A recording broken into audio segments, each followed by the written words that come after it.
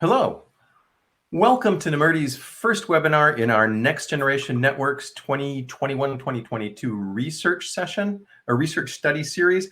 The WAN is dead, long live the WAN. My name is John Burke. I'm Nemertes CTO and had the pleasure of doing this research.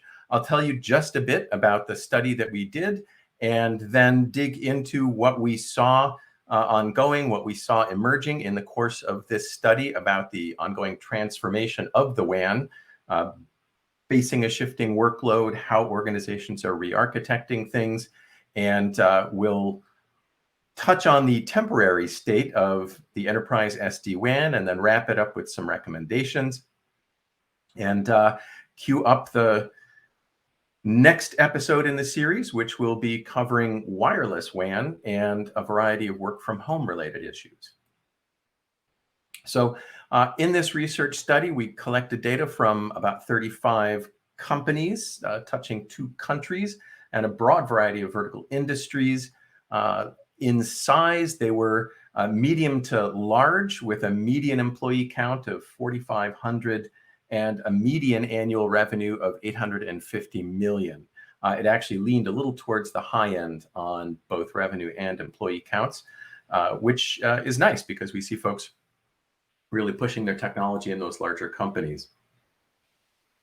We also see that the ongoing focus on digital transformation efforts in the enterprise has really put a lot of focus on the quality of the WAN and the services that it is able to deliver. The median rating for the importance of the WAN to digital transformation efforts on a 1 to 10 scale was 9 out of 10. And nearly a third said that the WAN was 10 out of 10 important to their digital transformation efforts. The folks who are putting the WAN at the top of that criticality scale are 3 times more likely to be planning to re-architect their WAN in the next couple of years, twice as likely to be planning to put some kind of significant investment into the edge and making accommodation of edge computing part of their WAN ReArchitecture. They are 5 times more likely to have a Microsoft 365 rollout in progress, and are twice as likely as folks rating it lower, obviously, to have an SD-WAN and to have retained their MPLS services within that SD-WAN, about which more when we get to the SD-WAN section of the deck. So the criticality of the WAN with respect to digital transformation, one of the big drivers of what's going on in wide area networking now. A second one is the shift to work from home during the pandemic and the settling back down to not the status quo ante, but to a new level of normal work from home as we come out of the pandemic. Organizations said they were expecting to have 2.5 times as many people working from home by the end of this year and ongoing as they had pre-pandemic. So more than doubling the number of staff working from home at any given time. And there's a lot of uncertainty around that. And several organizations that we spoke to said that it could be much higher if management says, hey, we don't want to spend this much money on rent anymore. It could be a bit lower if more management say, we'd like to see more folks on premises more of the time. A lot of uncertainty still, but right now, a solid expectation for a significant increase in work from home. I'm going to pause here for a moment and say, I will save time at the end for questions and answers, but please drop questions into the Q&A tab in the interface whenever they occur to you. I may be able to get to them right away instead of postponing answers to the end of the session. And I certainly wouldn't want you to forget a question that you had. So please just drop it in there whenever it occurs to you. Thanks. So as I mentioned, in the digital transformation part, migrations to M365 are high in the list of priorities for folks who rate the WAN as critical to their digital transformation efforts. But pretty much everybody is engaged in some level of Microsoft 365 migration. They've either already completed their transition, they've started the transition to as much of M365 as they plan to adopt and deploy. Not everybody goes whole hog by any means, either with respect to what they use or with respect to how many of their staff have access to each individual piece. But clearly, it's going to be extremely widely deployed and approach Office itself for its level of ubiquity in the organization. And that is going to drive or continue to drive the rapid evolution of network traffic into new patterns. And this is something that we tracked in the first round of next generation network research we did just before the pandemic really began to have an effect on the enterprise. So end of Q4 2019, beginning of Q1 2020, we were collecting this information.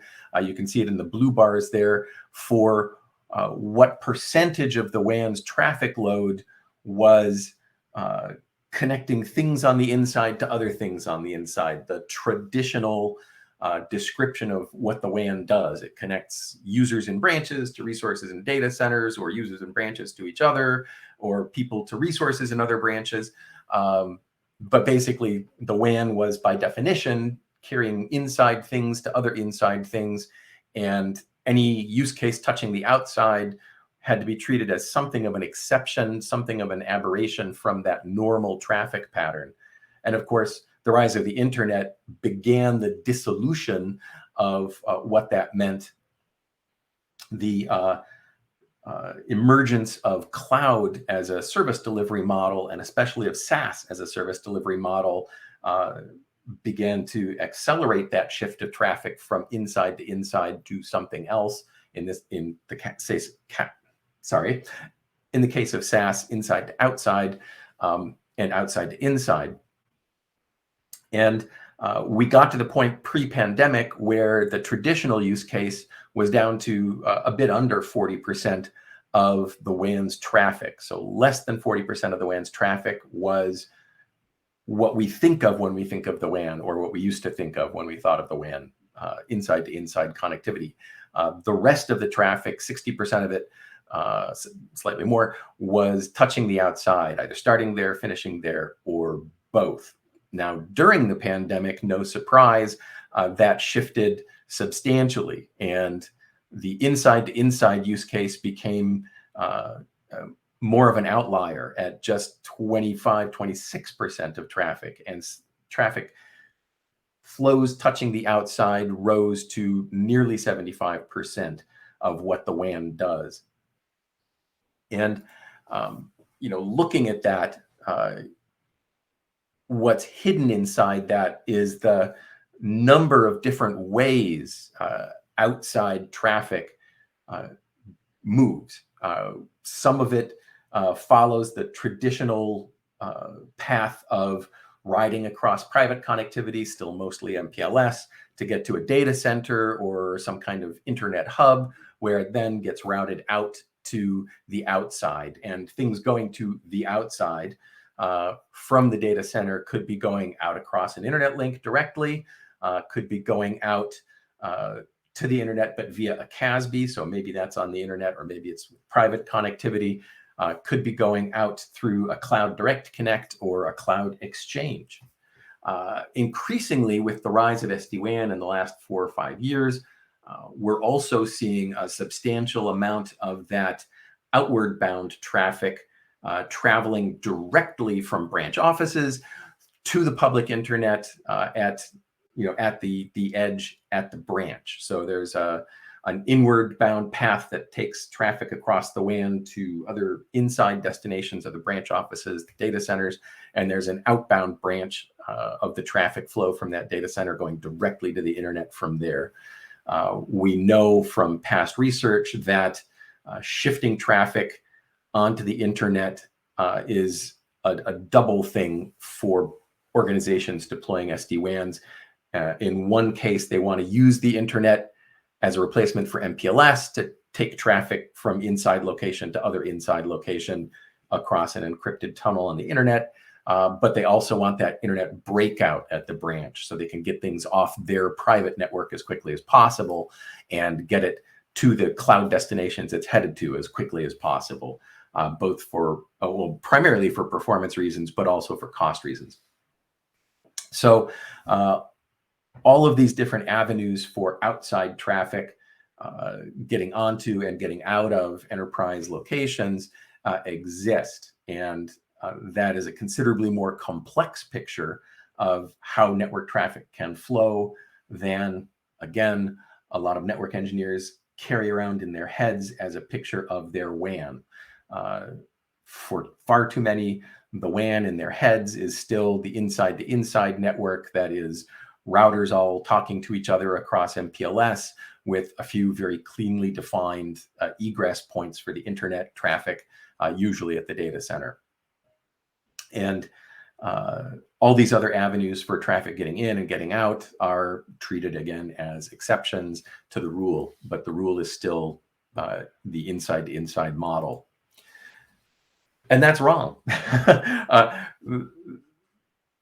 Network teams across the enterprise and across verticals have been grappling with redesigning their WAN and re-equipping their WAN, even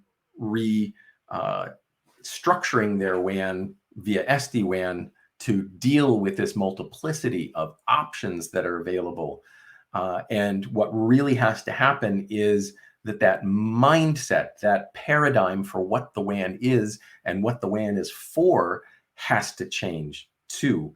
That, more than anything else, will help enterprise network teams really come to terms with how best to manage the new enterprise WAN, because the old enterprise WAN was that pretty much physical network of routers connected by dedicated connectivity, private stuff, either going way back, leased lines, or sort of virtual private leased lines via MPLS, a separate service cloud with something that looks an awful lot like a really private network to anybody who's connected to it.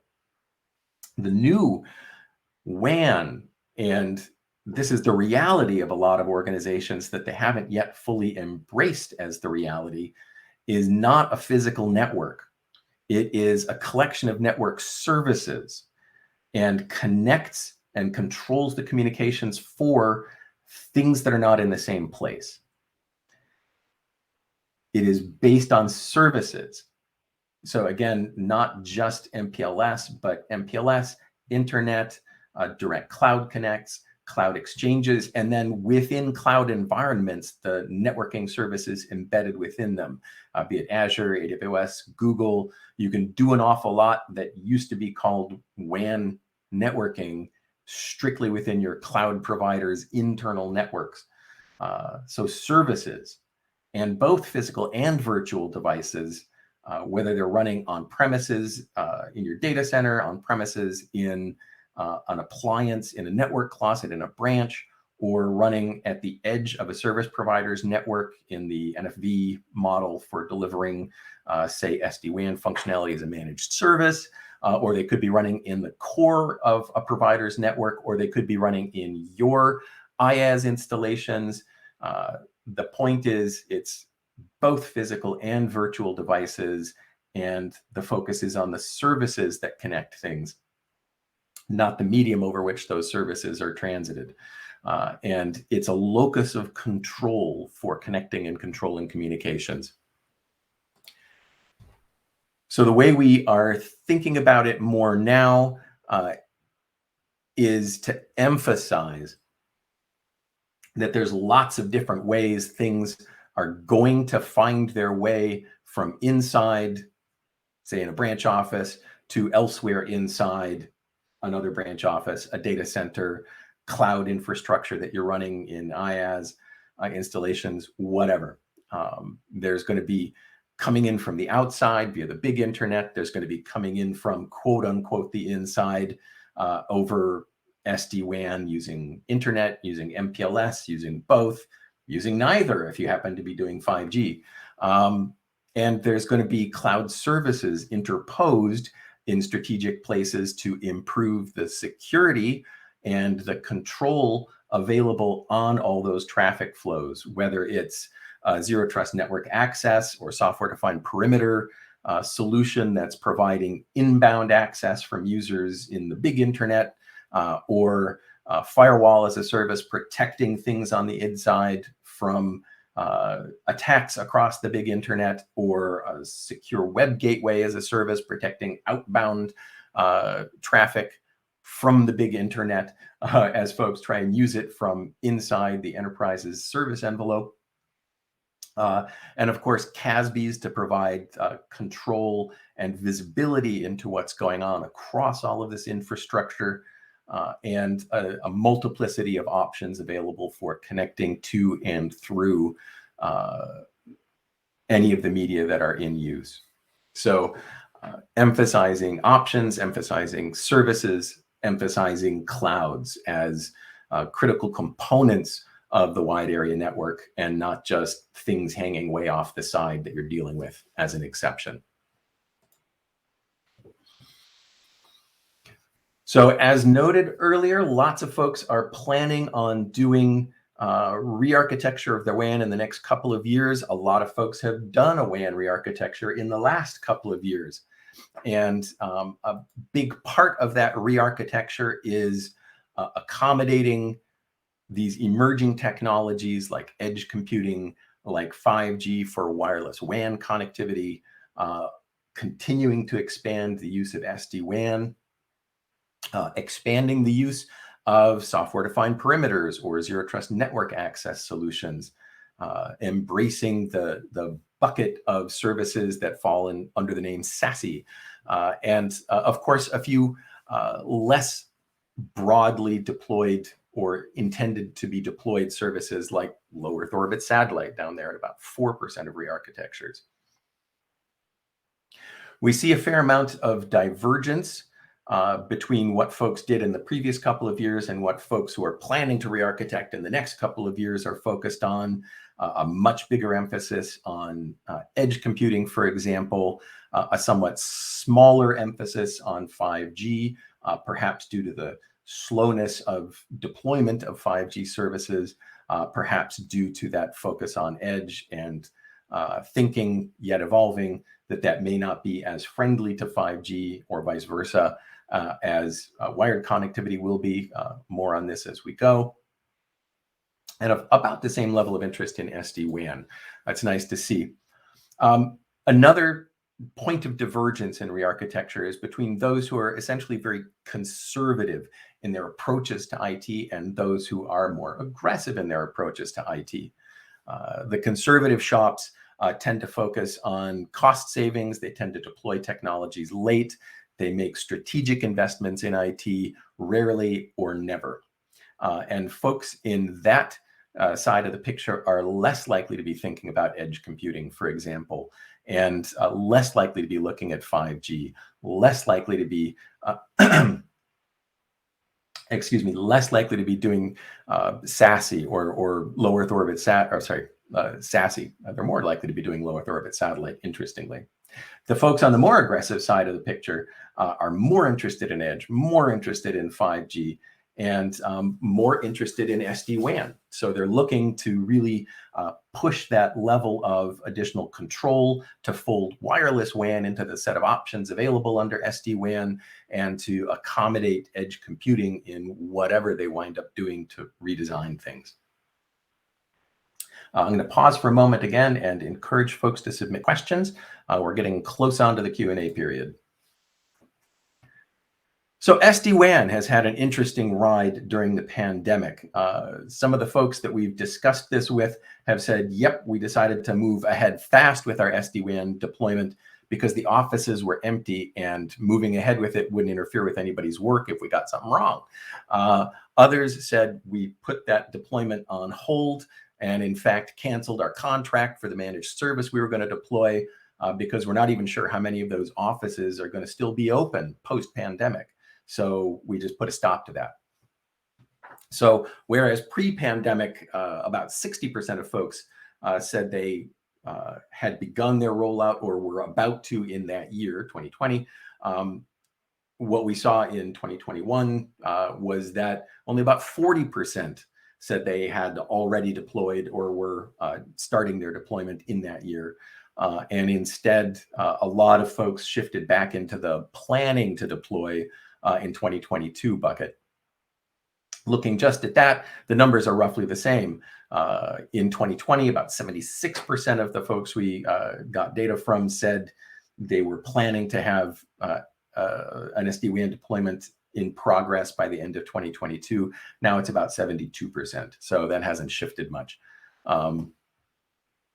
Interestingly, those more conservative folks are about 3 times as likely as everybody else to have no plans for SD-WAN. So SD-WAN is still on the aggressive side of the technology curve, and we'll see how the post-pandemic period shakes out for SD-WAN deployments, for the WAN in general, and for those more aggressive shops, and how the network reshapes for them with SD-WAN or without.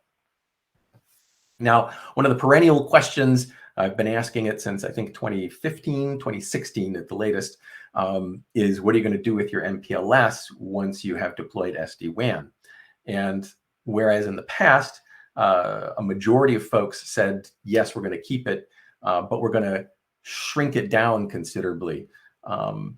Either those folks have pretty much already jumped in and gotten their work done, or attitudes have changed, because now the vast majority, nearly 78%, say they plan to keep their MPLS in service pretty much intact underneath their SD-WAN. Only about 11% plan to drop MPLS, and only about 11% plan to shrink MPLS. And one of the reasons we think that that is becoming, keeping it in one capacity shrunken or intact, why that's becoming more attractive year by year, is that the price difference between MPLS and business class internet has been shrinking steadily. No joke that SD-WAN has put a lot of downward price pressure on MPLS offerings, and the vendors have narrowed their profit margin on that substantially while maintaining the service levels on their MPLS networks. So right now it's getting to be less and less of a cost justification to drop MPLS and shift to internet for your bandwidth. And so people aren't. The primary reason they were getting off was cost. Secondarily, they wanted something that was more agile than MPLS. But if you can put internet and MPLS into a branch and deal with shifts back and forth transparently, which is what SD-WAN does for you, you can get your startup connectivity at that branch much more rapidly than waiting for an MPLS line to get pulled in, and still get the reliability of MPLS once it's available. Wireless WAN puts an even more agile twist on that, as folks go to using a 4G or a 5G service for that startup connectivity. We'll talk about that a lot more in the next session in this series. So, recommendations for getting to a next generation network. We saw a lot of changes in workloads and a lot of changes in traffic flows as a result of the pandemic shift to work from home. So a big recommendation is to resolve that zero trust network access question for your remote workers and small sites, because there's no reason small sites can't connect in the same way that a worker in a home office connects in, if it's got the right solution in between. So keep an eye on that, work that into your planning. And then once you've really thought that through, reassess your WAN use cases, including serving edge infrastructure, serving IoT installations and deployments, and figure out how much WAN you still need and where you still need it. And then, if it is still meaningful for you to have a private WAN, and it isn't for everybody anymore, and that can be the subject of a whole different webinar, proceed with deploying SD-WAN to get the maximum in control and visibility and flexibility in your use of wide area networking. Incorporate wireless WAN into your planning horizons as appropriate. And again, details on that in the next session. And tightly integrate your planning for network designs and architectures with your security and your zero trust strategies. Keep the planning close and the strategy close so that everything reinforces everything else instead of occasionally pulling in separate directions. And with that, I'll just leave this slide up for a moment while I throw the floor open for further questions. If anything occurs to you, throw it up now so we have a chance to address it. And the one question I've seen come across so far is, what do you mean if you still need a WAN? Okay, I won't do a whole separate webinar on it anytime real soon. So what I mean is we've spoken with multiple companies in the professional services space and in the small branch retail space who have seen that if they deploy, in their case, software-defined perimeter software to their branch offices, which are very small again, they are able to achieve all the security and all of the performance that they need across bare internet connectivity.